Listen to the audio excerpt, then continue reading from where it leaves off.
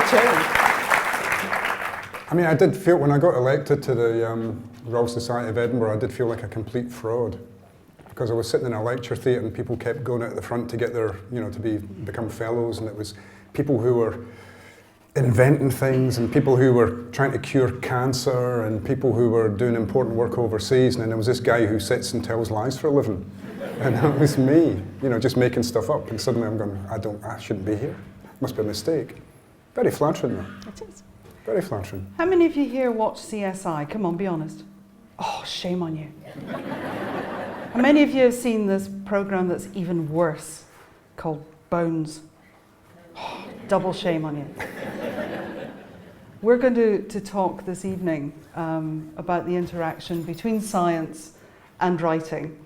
We'll do that for a little bit, because I suspect what we really want to do is put the microphone out there to the audience, because I'm sure there are things that you want to ask Ian, and that's probably what we'll spend much of the evening doing. But we do need to talk a little bit about science, and it was very interesting what was said at the outset about how important it is to enthuse young people. Well, the modern 60 is the old 40, don't they say? And they do say that you're only as old as... No, we won't go into that one. No, we won't go into that one. And we just run a MOOC, which is called a Massive Open Online Course on forensic science, and we did a murder mystery. Someone got murdered on the top of the law in Dundee, something that happens fairly frequently in Dundee. And we had 21,500 people on this massive open online course. Our youngest was 12, because that's the age limit that we have to put on it. The top end of that was what really matters to us more than anything, and she was 91.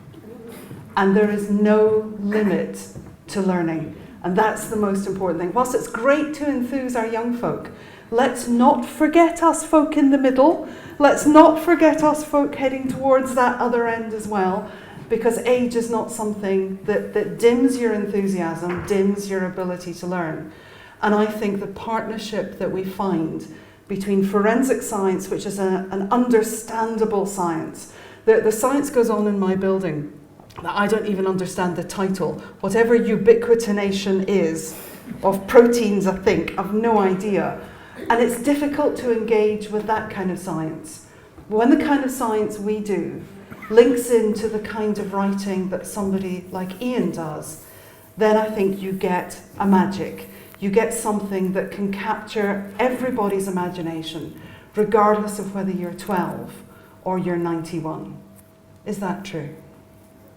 I would think so. I mean, I would hope that's true. I do think, the people who put their hands up because they watch CSI or they watch Bones, probably, there's a lot of people out there who probably think they know it all now. They've watched it on the TV, and the TV must be right because it's on the TV, and it sounds right. It sounds like it's all right. And we know scientists, people who work in this profession, who would watch that and just laugh at these beautiful glass-walled, sort of offices with all the latest high-spec equipment, and nobody's sitting there going, no, you can't afford to do that piece of work. Or that machine's not working. Or that machine's not working, or we can't, we've not paid the electric bill this week, so let's not go there. But real police forces and real forensics, there's always a cost involved in investigation. And of course that'd be very tedious if half of CSI was just them going through the bills and going, well, I'm sorry, I know you've got a severed ear there, but we can't do anything with that this week because we've got no money. But so there's that there's a sense that the public know more than they've ever known about what goes on behind the scenes, because TV programs especially have this patina of realism. The people are using the right slang words, the right technical language, they're dressed the right way for going to a crime scene or whatever. But it's always at the heart of that is telling a story, and if there needs to be a shortcut because the storytelling is involved, there will be a shortcut. In CSI, they always solve the case in 42 minutes, because 42 minutes is how long they're on screen. But this stuff can go on for weeks, months, and years. And sometimes what crime is waiting for is for the science to come along that can catch the killer. For example, with the World's End murders, we had to wait an awful long time for the DNA, the ability for DNA analysis to give you something that you could actually take to court. Couldn't have been done in 1977 when the murders actually happened. not even a chance. But what's amazing is the police kept everything. They kept the clothing, they kept the bits of rope, they kept everything in a way that meant that later on it could be produced and was valid in court. Part of our problem is that forensic science, the forensic bit comes from Latin, which means pertaining to the forum were the courts of Rome. So everything that a forensic scientist does is geared towards the courtroom. It's not geared towards the police or an investigation, it's about the courtroom. And the triers of fact in our courtroom are you. It's the public. And so when as a scientist you go into court and you have to try to explain your science in a way that's understandable, often what I say may be very different to what somebody, not like you, because you don't include a huge amount of forensic science in the way that you write, but other crime writers do. And the public they are swayed by what is written in fiction. And so as a real scientist, you have this constant battle that's going on between, can you please not write that? Because I know that 2 million people are going to read your book, and I know that at least 3 of them are going to end up in my jury, and they're going to go, that's not what Ian Rankin says, it can't possibly be true. And as the sort of expert witness, you find yourself pitted against the likes of a crime writer. And there is a responsibility, I think, on the scientist to make sure that we make our science as understandable in the court as possible. We had a lovely, we did a public engagement event in Dundee, and it was funded to reach hard-to-reach communities, the kind of communities that wouldn't normally interact with the university and wouldn't normally come into science. And of course it's Dundee, so you do a murder. And everybody felt completely at home with that. And so we did the murder mystery, and we had the most wonderful quote that we almost, if we'd paid for it, it couldn't have got any better. And it was a lady who said that she had been involved in a trial as a juror, and it was a serious case, it was a rape case. And she said, we came back with a not proven verdict because we didn't quite understand what was going on. And she said, by the time I'd finished the course, I'd have come back with a different verdict. Now that's really worrying, but that really worries me because that says the public can be swayed by having a bit more realistic knowledge of the science. Do crime writers have a responsibility to write good science and realistic science, or is it that it's a fiction, that there is no responsibility on them at all? I think it's up to each individual writer. I mean, I think some writers would feel they had a responsibility and other writers would feel that what it was all about was narrative and storytelling, and they were just continuing a tradition of storytelling where sometimes the facts get in the way, and they're inconvenient facts. I mean, for example, there's an awful lot of stuff that would happen in a murder inquiry, in a forensic lab or in a pathology suite that would just get, that would slow the action down in a book, to the extent that you get really bogged down. The reader could get really bogged down. And when I found out early on in my career, because when I wrote my first crime novel, I was a student, I didn't know anything about process at all. But fairly early on, I found out there's corroboration all the way through Scots law, which means there's got to be 2 pathologists. Maybe not for much longer. Maybe not for much longer, that's true, but 2 pathologists, and I'm going, well, that's 2 characters where really I only need 1 to tell the story. And suddenly there's got to be someone else in the room who's just dead meat as far as the storytelling aspect goes. Nice. I know. Nice. But just meat in the room, Nice. So I take that on board, but I just think that, it's a real pain. It's a pain that the realism should get in the way of that. And then I think, there's only about, I don't know, maybe a handful of people who would read my books who would notice that, who would be annoyed by it. And most folk wouldn't. I remember when, Rebus had to move police stations because I'd been told by a cop that the real police station where he worked, St Leonard's, was no longer going to have a CID. So I shifted him, and my publisher said, why? And I said, because there's about 20 people who would know that there's no longer a CID there, and that would annoy them. And then they didn't shut down the CID after all. But all this stuff that's happened with Police Scotland. Yeah. I go, honestly, these people at the top of Police Scotland, do they never think of the crime writers? How do you write longevity into, or do you look at longevity into a story?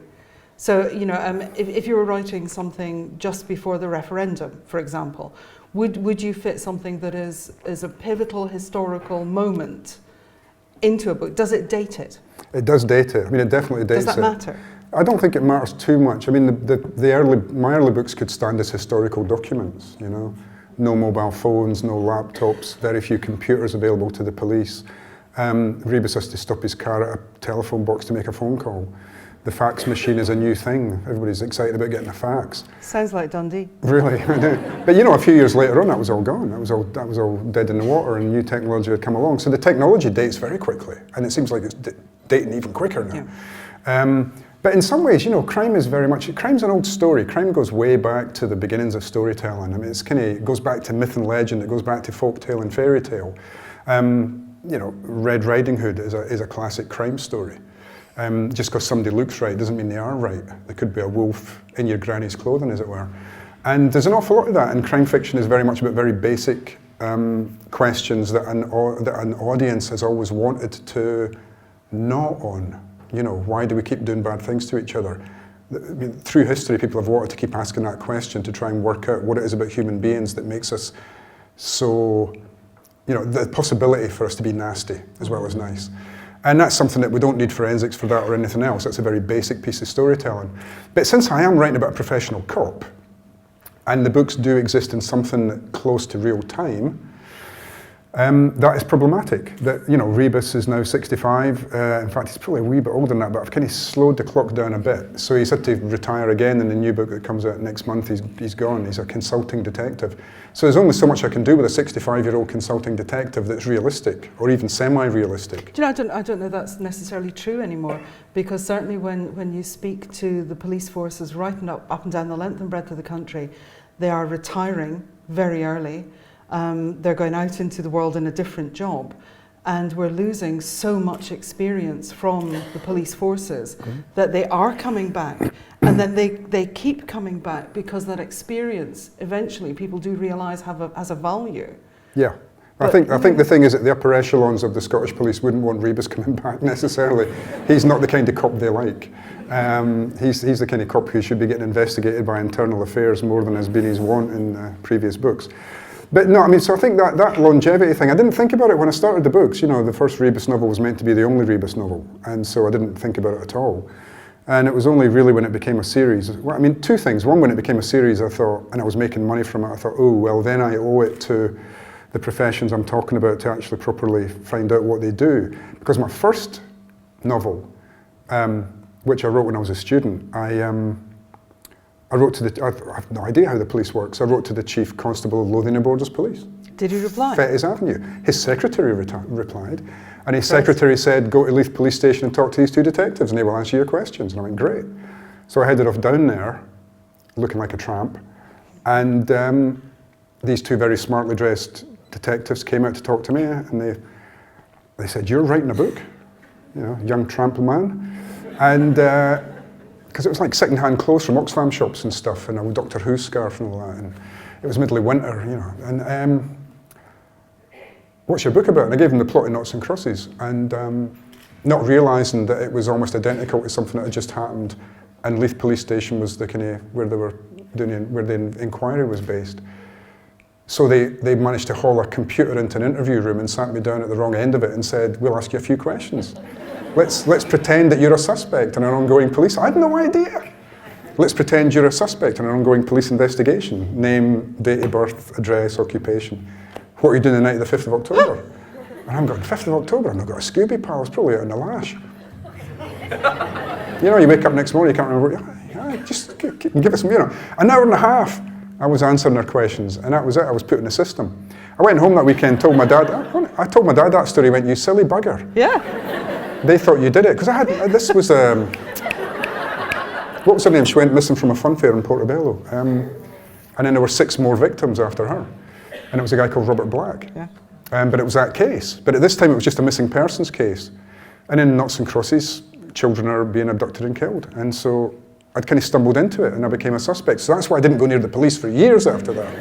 Because I didn't want to become a suspect in a police inquiry again. Thank you very much. Is there a risk when you're writing that it does gel with a community, with a population that is going through something like that of its time, So, you know, we do have, right the way throughout the year, we have key cases that come up. We see them in the courtrooms. Is that something that as a writer you try to avoid, or is it something that you can use? If it's a type of case that's coming up, I might be thinking, well, what does that say about us? Mm-hmm. What does that say about us as a culture, as a society, as a country, that this kind of thing is happening? And I might then explore that as a possible plot theme for a book. I have occasionally actually used real cases. I mean, I used Bible John in Black and Blue, without thinking, Christ, I might come after me if he's still out there. When I thought that, I thought maybe I shouldn't have written the book. And I used a war crimes suspect, and he was actually living in Edinburgh, an old German who was living in Edinburgh and was suspected of being a war criminal. And then luckily he died before he could sue me. Natural causes. And when they found what was it they found in where the Scottish Parliament is now, which was Queensberry House, which was an old hospital. And when they were sort of rejigging it, they told me the story of the act of cannibalism that took place there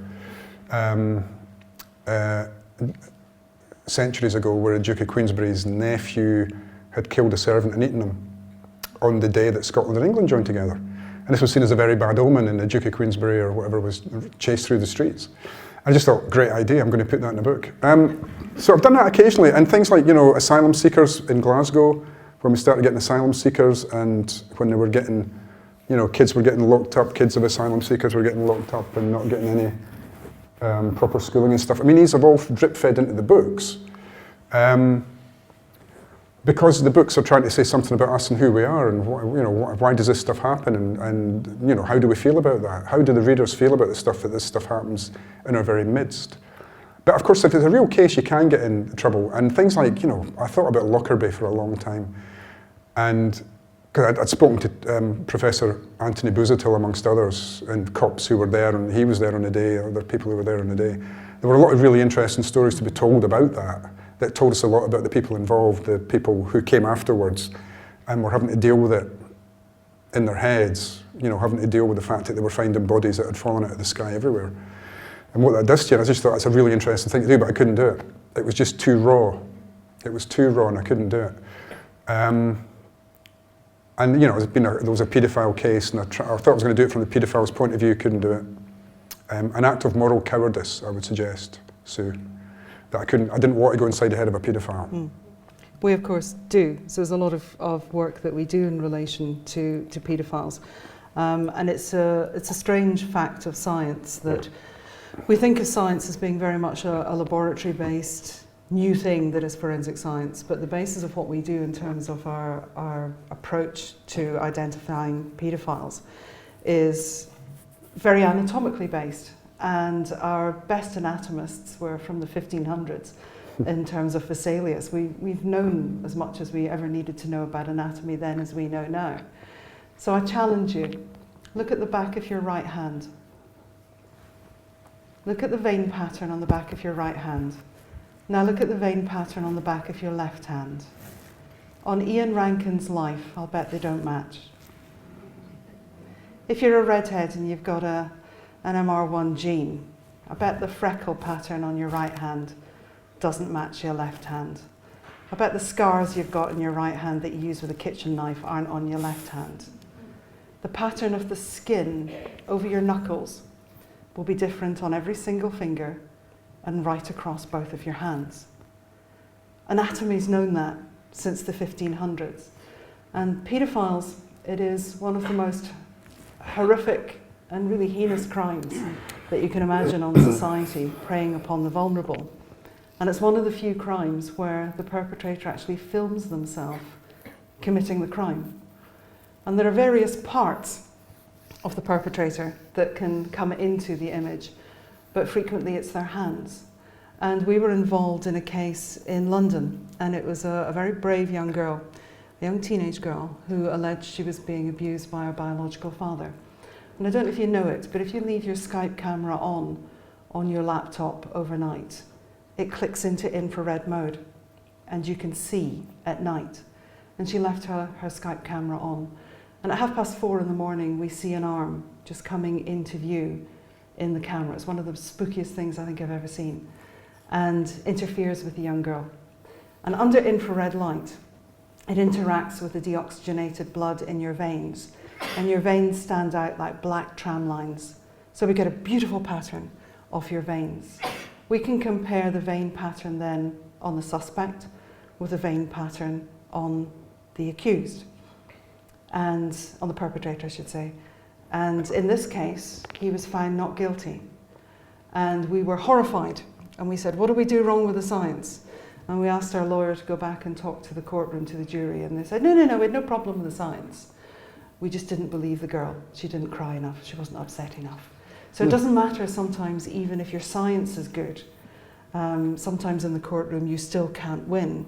But that science, that little link into science allowed us to really start to do the research that's required. And you can get an idea from a case, but then what you have to do is to research it. And to research it, what you need is a database. And you need a database that you can go and say, how frequently does this happen? So right the way throughout 2007, 2009, we had about 550 police officers come through Dundee as we trained the national team in disaster victim identification. And what we persuaded almost all of them to do was to strip down to their underwear. And we photographed them, every part of their body just about, hands and feet and legs and thighs and backs and fronts and everything, under visible light and under infrared light, which gave us a tremendous database. And it means now we're in a position 5 years forward that we couldn't have done 5 years ago, that we can say with a degree of certainty what the variation is. So what is the likelihood of two people having that same vein pattern? What is the likelihood of people having those scars in the same place? What is the likelihood of those freckle patterns?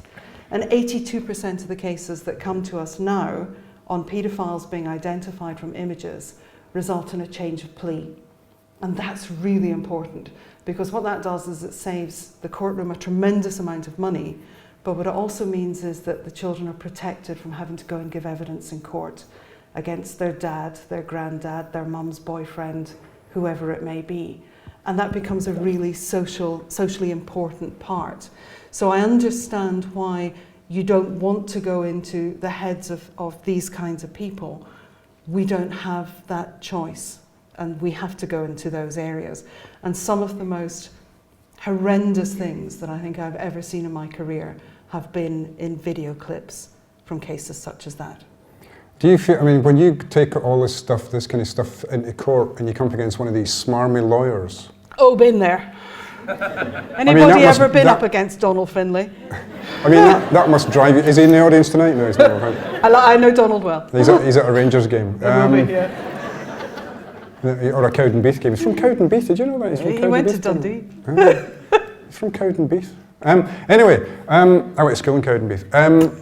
No, I mean, honestly, it's because you can have all the fantastic science and everything, and you've done everything, and you're ready to go, and you get into that courtroom, and a lawyer can act. They're great actors, and they can persuade a jury that don't listen to that la la la la la la la. Listen to me. That's really frustrating. It's really hard, and you've got to bear in mind that when you go into court, the first bit that you do in court is the person who's usually on your side, because we're usually there for the Crown. So the first bit of the day is easy. The cross-examination comes when you've already been standing for 5 hours and you're tired and you just want to go home. And that's when you've got the defence lawyer usually, although we do defence work as well. And it's very, very difficult to keep that coolness, that detachment, that unbiased scientific approach that you need to have all the way through the day when you've been standing solidly almost for 7 hours, and the tough bits coming right at the end. And it isn't, you can't take it personally, although it's really hard not to, but you can't, it's what they're doing. And I can remember a case that we did. It was a lady who went missing in Helensburgh, and we found just a tiny bit of her skull inside the filter of a washing machine. Long story. And Donald Finlay was the defence lawyer. And so, you know, I've done my bit to the Crown, I'm feeling fine. And Donald, of course, with big mutton sideburns, sort of leans underneath the desk and he pulls out, great drama, drops the new edition of Grey's Anatomy on the table in front of me. And he says, "Now, Professor, I don't doubt you for a moment." And you know exactly what's coming. And he says, "I'm sure you know this book better than I do." I'd never seen that edition of Grey's Anatomy. But whilst there is showmanship, he spent the next 4 hours cross-examining me on how that bone forms, what it's like in the child, what it's like in the adult, how it fractures. So whilst there is a tremendous amount of acting, there's a huge amount of skill in the defense lawyer and in the prosecution lawyer as well. And so for us, it's really challenging when you're in that courtroom, because you're not just dealing with someone who's acting, you are dealing with someone who's done their research as well. Yeah, but you just want to jump up and say, "Look, it was in the bloody washing machine." Yes, exactly, and it's hers. You know. What does it matter? But none of this matters. Well, Donald. I had a dismemberment case. Yeah, we're okay with this? Down south, and you try really hard to be this professional in court, and you try to be very sensible about it. And this guy, he was what was called a cutter. And the cutters are professional dismemberers. So if you're looking for a new career, you can work for a drug gang in London as a cutter. And your job is that when they've tortured somebody, they've murdered them, it comes around the back of the nightclub, and his job is to dismember. And so the dismemberment was done with a most incredible skill. What he didn't do was he didn't do the second part of the process terribly well, which was the dumping. And you had to pay £2,000 to the dumper to get rid of the bits. So he thought he'd save money. So he did a great job on the cutting, but did a lousy bit in the dumping because the body was found 2 days later. And when I was in court, they said, wouldn't you need terribly sharp knives to do this? And I went, well, no, as long as you know what you're doing, you don't. Yes, but these aren't the kind of knives that you'd find in a kitchen. I said, well, yeah, you'd find them in my kitchen. And the lawyer went, oh, I'm not coming round to yours for dinner. And you think, should I laugh? Should I not laugh? I'm in court. I can't do that. And sometimes they do catch you completely off guard. And I think that's part of the act as well. So it can be a funny place, courtroom. I remember when having had my nasty run-in with the police with my first attempt at research, a few years later, a cop did come up to sign in and he said, "Oh, you make a few mistakes in your books, Ian, procedural mistakes." And I said, "Oh, I can't go near you guys, otherwise I might become a murder suspect again." And he became a friend, still is, and he helped me a lot. He would introduce me to people, show me case notes and such like, explain how things worked. And then I needed a pathologist. I needed to ask a few questions about drowning for a book. And he said, "Oh, talk to Tony Buzitil at the university. He's the pathologist, he's the guy to talk to." So I wrote to him, and I got an appointment, and I turned up, and his secretary said, "Oh, he's teaching, but he'll be here in a wee bit. Just go and sit in his office." And I went and sat, and there was just a big A4 brown envelope on the desk, and I sort of sat. And eventually Tony comes bustling in, and all my questions went out my head, because he's about yay high. Yeah. And Danny DeVito, dead ringer, right? And I'm just thinking, how does he reach the slab? He has a box. He has a box. I know that he has a box. He has I thought, really low slab, maybe on somebody's shoulders. Anyway, so he comes bustling around and he said, "I'm sorry to keep you. So you can see from the photographs that the head's been severed almost completely from the body. You can see it's probably a serrated knife, you can see." And he looked at me and he went, "Oh, sorry, you're not Detective Sergeant Brown?" I went, "No." I said, "Oh, sorry, Bob." Sorry. All the stuff went back in the drawer again. And that was my introduction to kind of, pathology 101. And but he was great. He said, "Do you want to come and see the mortuary?" And he took me around the mortuary and stuff. "Do you want to see a post-mortem examination?" I said, "No, not really." Did you? No, I didn't. I mean, it was enough for me to see where it happens. Okay. Seeing where it happens and watching Silence of the Lambs, I was fine. I had a few textbooks and textbooks you go kind of, right, okay, that's what happens. But if I had a question, he was always brilliant. A specific one like drowning, how do you know if somebody's been dead when they go in the water or not? I mean, these days a lot of folk know that kind of stuff. But I didn't know it at the time. And I think the internet must have still been in its infancy. I think these days there's a kind of lazy tendency Very much so. to think I can just go to Wikipedia or I can Google it and I'll have an absolutely concrete answer.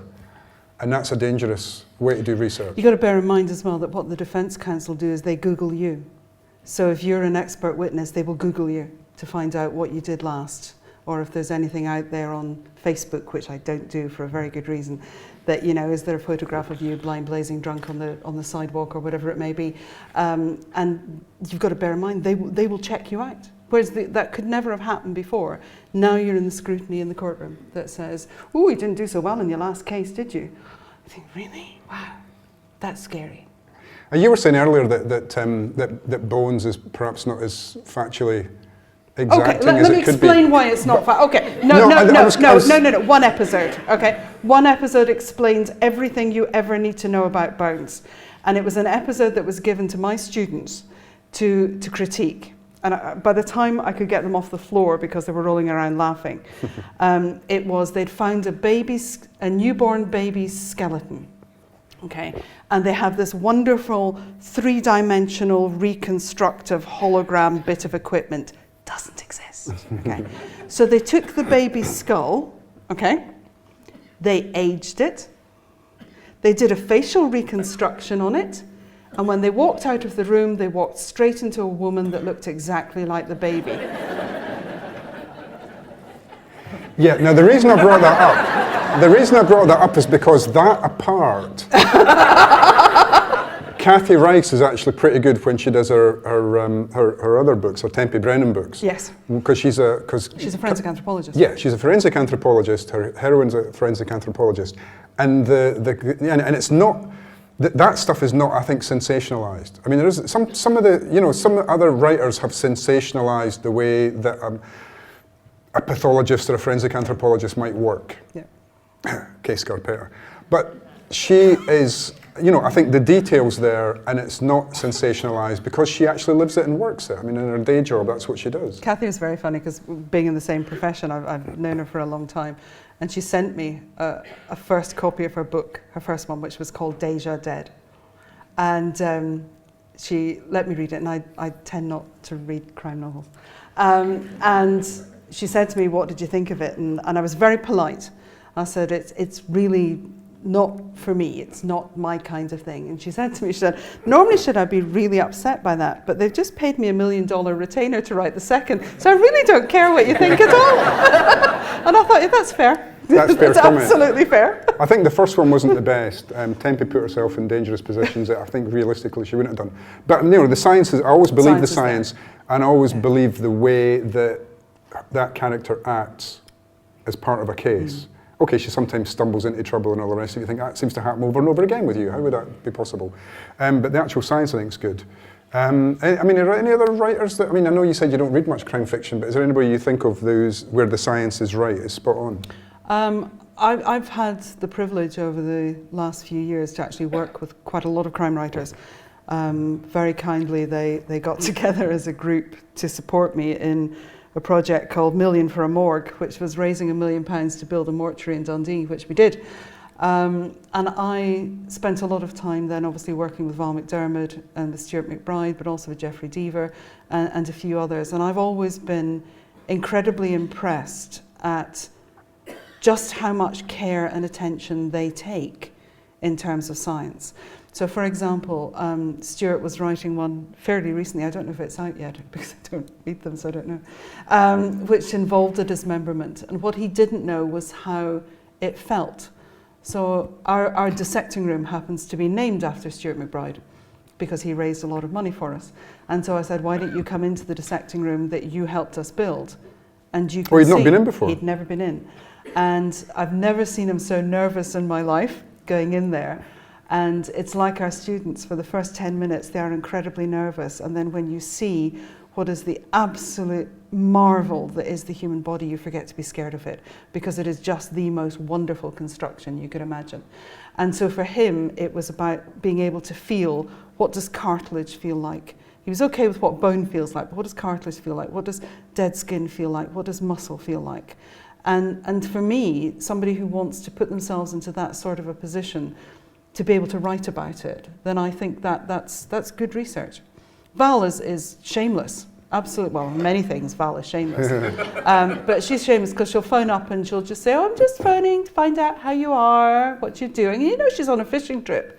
She wants to find out what your latest case is because she wants to nick the science that's going on so that it will appear in her book before it appears in any of my papers that I publish. And then she'll say you stole it from her. Yeah. Oh, so, you read a Val book and you go, oh, yeah, I recognise that one. Oh, yeah, and I recognise that one. So the stories end up in there. But that in itself is fine because I think if the science is going to be there, then it should be reported well. And I'd rather there was good science, and I'd rather spend the time with crime writers explaining something to them than to see something go out that is not believable. And I think that's a duty as well that they take very seriously, as you do, to the people for whom you write. That, you know, it should be believable. Yeah, and if you're making a good living from writing about real professions, you probably should get the facts of the jobs right, or as right as you possibly can get them. A lot of older cops used to tell me, oh, there was this terrible pathologist, and he would, if it was your first time in a dissecting room, he would always try and make you faint, make you run out and vomit. You know, they'd be doing stuff they wouldn't really need to do, peeling skulls back and pulling faces back and dissecting penises, and you name it, they would do it. Just watching the young cop and just say, can we keep going? You know, you're going to keep going, you're going to keep going. There was a pathologist who shall remain nameless, absolutely remain nameless in London, who used to keep a tally board. And so every time a policeman hit the floor, you'd get the tally board. Yeah. Wouldn't happen these days, though, right? No, it absolutely wouldn't happen these days. It can't.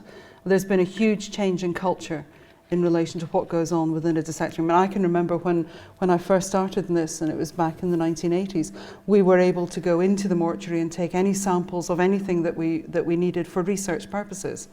And quite rightly now, you can't do that. And I can remember Ian West, who's a pathologist, who's sadly deceased now, telling me the story about how they were able to, and this is not funny, but it is, but it's not funny, is that they were doing some research on aging bones. So they were taking out sections of the thigh bone. And what they would do is they'd put a dowling bit of wood inside so that, you know, the legs would be back to the same length when you sewed the body back up again. All perfectly legit to do. The body, unfortunately, then was going into a particular area of London that had a high-rise flats. And the only way to get the body up onto the 30th floor was on the lift. So it meant that the coffin went from being horizontal to being vertical. And of course, when they opened the coffin, all you had were two bits of wood sticking out of the front of the thighs, and there was a huge explanation had to be done in relation to that. But that was permissible. And there's so much that changes, quite rightly changes. I can remember in our anatomy department in London, we would have glass bottles full of babies, stillborn babies, aborted fetuses, and that was research that was done on that. That was acceptable. And time changes, and you have to keep changing with it, so that when the dinosaurs do come back, the likes of Rebus, into these sort of situations, the culture has changed. Mm-hmm. And you've either got to change with the culture, or you come into conflict with it. Yeah. Yeah, I mean, Surgeons Hall in Edinburgh, I don't know if they still do or not, but they used to call it the Black Museum, and it was just full of kind of grisly things in bottles and jars. And somebody had the job of topping up the formaldehyde. Weekly or monthly. I thought that was a hell of a job, that. But I think they've now opened it up to the public in general. I think and it's beautiful. Yeah, they've done a new job with it. They had a similar museum in London, and the one that always struck me was, well, why you would do it, but I don't know, it was a suicide, and it was a chap who tried to commit suicide with a circular saw. And he didn't get it right the first time. So that what you have is the first cut that wasn't successful, and then the second cut that was. Why is that in a museum? No idea. It's horrid, absolutely horrid. But times change about what's acceptable and what isn't. Well, there's a Hunterian museum in London, which is fascinating because it's a Dr. Hunter who was a Scottish guy, and his brother was also a doctor called Hunter, and has a Hunterian museum in Glasgow. Yeah. But the one in London, I mean, he was based in Leicester Square, I think it is now. And some people think he was the template for Dr. Jekyll and Mr. Hyde because he consorted with body snatchers. Yeah. And his wife was a socialite, so she'd be having Haydn, the composer, round for drinks, and then round the back, the chap at the door, and they were bringing new bodies in and stuff. And he tried all kinds of medical experiments. He tried growing teeth on coxcombs, he tried all kinds of transplants and things. But it was all done in the name of science, and what always fascinated me was that Burke and Hare, the body snatchers who weren't body snatchers, they decided to cut out the middleman and just kill people and pretend they'd dug the bodies up, that they led to the Anatomy Act.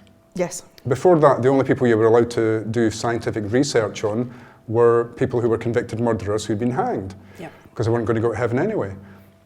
Because of the public's outrage with that, we got the Anatomy Act, which meant people could leave their bodies to science, and science, scientific research could be brought forward. It got eventually to the point that people could leave their body to science, but there was a bit in between, so that there was a knee-jerk reaction amongst the public that said, this is not right, that Granny's body can get stolen, or that my son can get murdered to do this. We need to legislate against these anatomists. They were really surgeons, not the anatomists.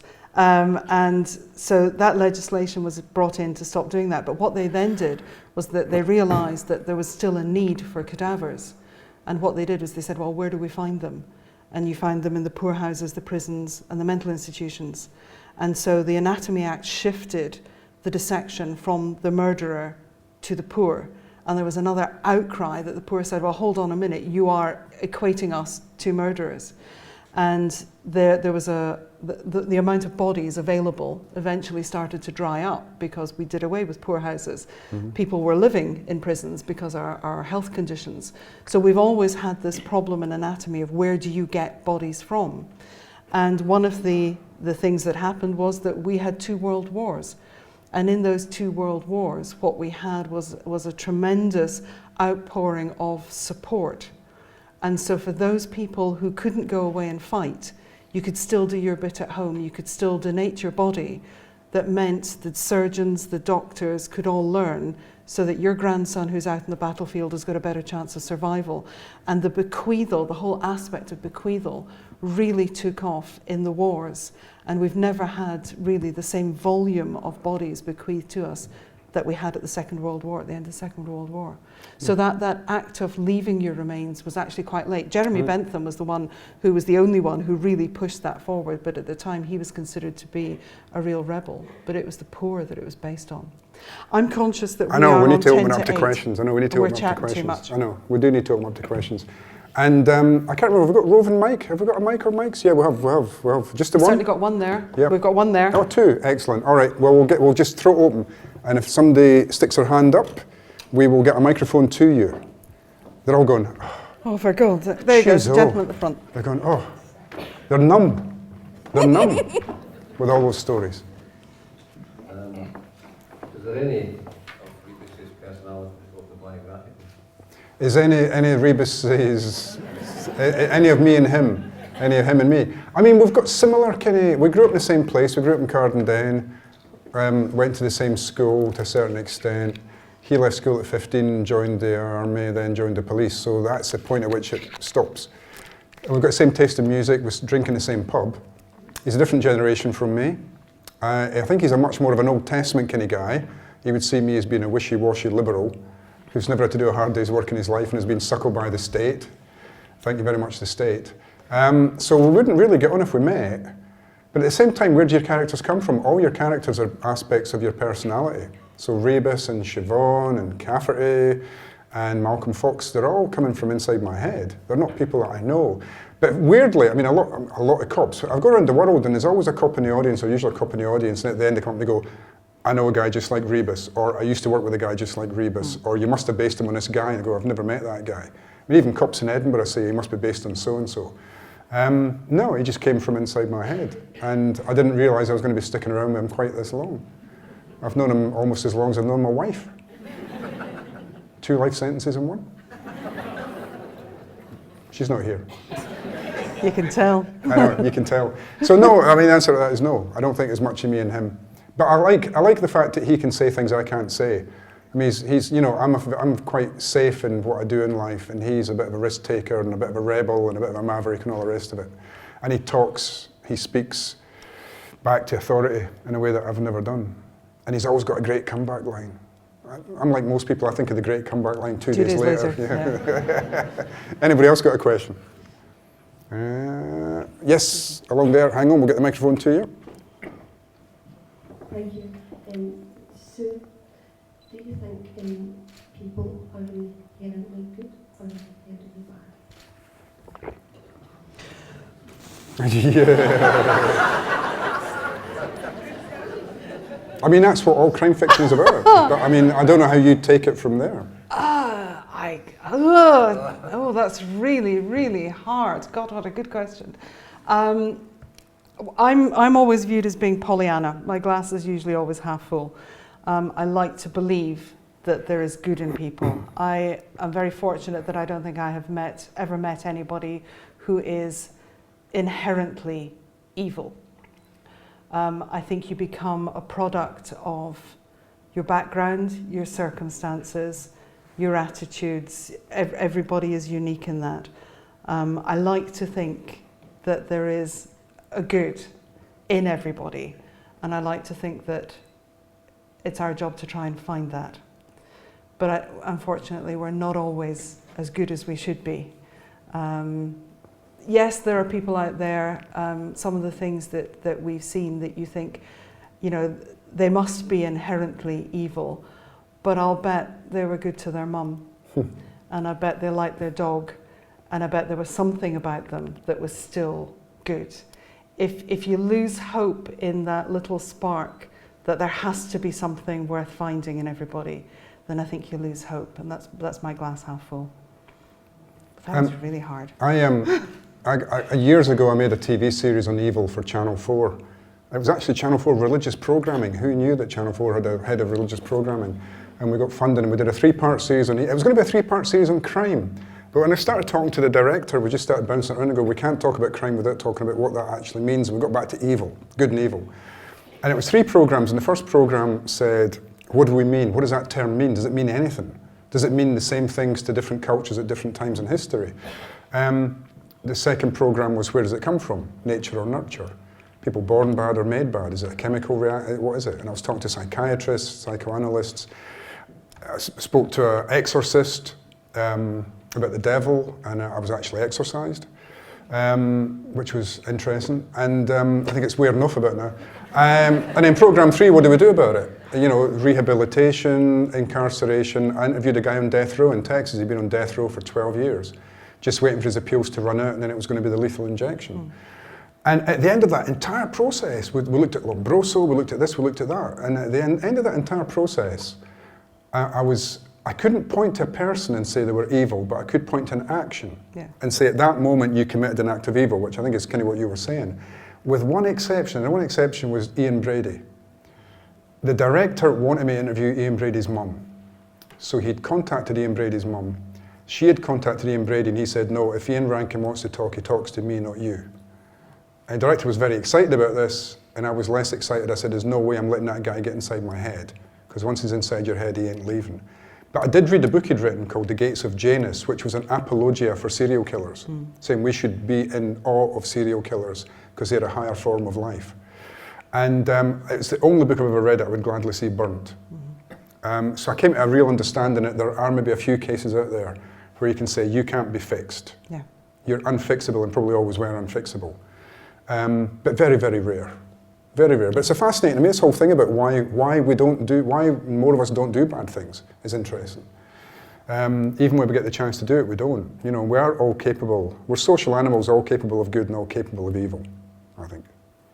And it's what stops us doing it that's fascinating. Anybody else? There's a gentleman at the back. Right at the back, good. Make you run up the stairs. Yeah, she's wearing heels as well. Poor Patricia. I don't know, maybe she's just really tall.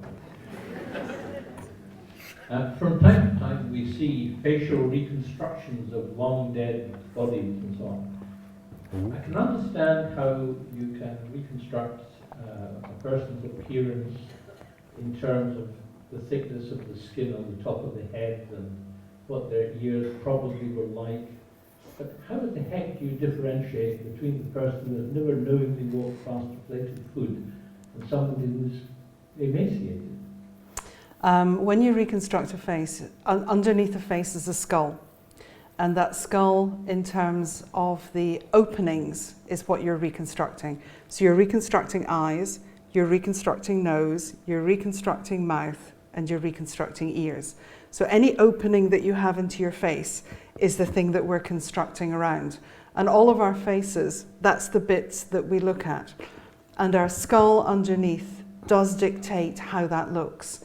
So the shape of our nose is very much reflected by the shape and size of the bones that are underneath.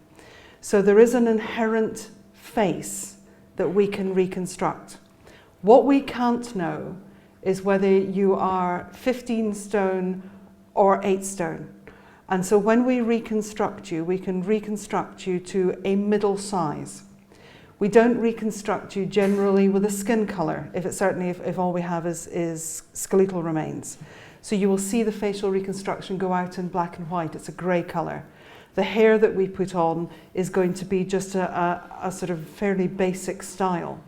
And all you're trying to do in a facial reconstruction is to jog somebody's memory, to say, you know, that looks a bit like Mrs. Jones and I haven't seen her in 3 years. And when we put that face out, all the police are trying to do are get leads, and then they will follow that up. Now, sometimes we can get incredibly close, frighteningly close, that it looks a bit like magic. But if we are far enough away, we never know whether the face we've reconstructed was a poor reconstruction or whether that person actually was never going to be found anyway. They might have been trafficked into the country, they might be here illegally. So we have a great difficulty identifying what our accuracy rate is, because when we get it right, we get it really right. But when we get it wrong, we can't always explain why it's wrong. But there's an inherent face underneath. And when you look at your own face, whether it's at the age it is now, or 10 years ago, or 20 years ago, and you look at your mother, your father, your brothers, your sisters, there'll be a similarity in there. And that's the underlying bone structure and genetics. So all we're trying to do is just jog a memory, not make a perfect reconstruction. You're welcome, sir. Time for one or two more, if you're quick. Yes, madam? Based on reading of detective novels, you get the impression that many more in the States than here, but there are some distinctly dubious expert witnesses, inverted commas, out there. What's your opinion of the policy we get in this country? What's your opinion, Sue, Sue, what is your opinion of the quality of expert witnesses in this country? God, it's like being back in court. In 2006, the National Academy of Sciences in America wrote a report on the state of forensic science. And by and large, it said it's the shoddiest science imaginable. And part of the reason for that is that there is very little funding for research in forensic science. So most of our forensic science is not fit for purpose. Probably the only bit of forensic science that passes a true admissibility test for court is DNA. But DNA is starting to be thrown out of court and starting to be questioned. So for example, we've now got so clever at extracting DNA, we can do it from a single cell. So now my DNA is on Ian. When Ian goes home tonight and murders his wife, then my DNA will be at that crime scene, but I was never there. And part of our difficulty is being able to explain contamination, explain transfer, and as a result of that, your expert has to be really good at things like statistics and mathematics and logical reasoning. And that's not the kind of things that often people think that is an inherent scientific need. So some of our experts are incredibly good, some of them are incredibly bad, and there's a few others that are going to sit perfectly in the middle. But they're dealing with a set of tools that by and large are not fit for purpose. And there's a huge amount of work needs to be done in terms of research. Now, when you think at the end of the day that most juries find most court cases boring as anything, and the only thing that brightens it up is the prospect of a good forensic witness, then the importance of that science in court actually becomes exacerbated. And you have to be very careful that it doesn't become the showcase, because it isn't. We have to be realistic about it. So there's a move towards accrediting our experts that says we have to sit the exams now to prove that we're fit to go into court. Now, a lot of the old guard are kicking and screaming about that says, I've been doing this for 40 years. Why do I need to sit an exam? Yeah, but if you've been doing it bad for 40 years, then you do need to sit the exam. So there's a big wind of change coming in forensic science in this country. We certainly were viewed as being leaders in the world. And I use that as the UK, and then something tragic happened in the UK. And it happened in England and Wales, which was they shut down the Forensic Science Service in England and Wales. And all of forensic science went into commercial providers. Scotland and Northern Ireland were very, very sensible, and they didn't do that. So we retained national labs. And I think now Scotland and Northern Ireland are in fact probably leading the way over the rest of the UK at the moment, and that's the way it should stay. I think England and Wales bitterly regrets the decision that they made, but it's not finished playing out yet. So there's big problems in forensic science. Okay, last question. One last question. Yes, sir. Excellent. That was good. I enjoyed that answer. Well, thank you. Yeah. We've seen sort of stepwise improvement in identification through fingerprints to DNA, you mentioned vein patterns, and facial reconstruction. What do you think is the main deficiency in forensic science at the moment? Otherwise, what's the next step going to be, do you think? Our biggest deficiency in forensic science is understanding. It's in mathematics and in statistics. So it's the likelihoods and it's the probability ratios. And that's where we're weakest, because we don't have the ground truth databases that allow us to test the methods. Fingerprints we've been using for hundreds and hundreds and hundreds of years. And fingerprints went without question until the fingerprint inquiry, which became the Scottish fingerprint inquiry in relation to Shirley McKee. And what that did was that downgraded fingerprints from evidence of fact to evidence of opinion. And what's important is that there is no forensic science that is immune. There is nothing that is the golden bullet that will solve everything. And it means that you actually need to use a multiple approach in terms of science. In identification, we tend to be following the biometrics industry because there's a huge amount of funding in biometrics. We're a community and a culture that is scared of our security. And in fact, one of the highest rising crimes in the UK is identity theft and identity fraud. So that we start to use our biometrics as a currency. So any of you who've got a mobile phone or a laptop that requires your fingerprint to gain access, please don't do that. You don't know where your fingerprint's going. You don't know where it's being stored. And if you give up your bit of your biometric as part of your identity, if I lose my credit cards, they can issue me with a new one and they can issue me with a new PIN number. You steal my fingerprint, you can't issue me with a new fingerprint. And so we're very, very blasé about giving up our identity and teenagers are probably the worst for it. So that if you want the latest whatever it is, in terms of a phone or an electronic device, then to be able to access it, the companies are asking you to give up a biometric. Over my dead body will I give over a biometric into the biometrics industry when identity theft is the biggest rising crime in the country. There you go. So all those new phones you're getting for Christmas? No. Do it. Just say no. We're going to wrap it up there. Sue and I will be hanging around for a wee bit if anybody has got extra questions or wants to talk to us before we head off. But I want to thank you for coming out tonight. It's been an amazing session. I've really enjoyed it. I've learned a lot. Some of it might crop up in my next book. And thank you for coming out. Thanks very much, Thank you very Sue. much. Thank you. Sue Black. Yay.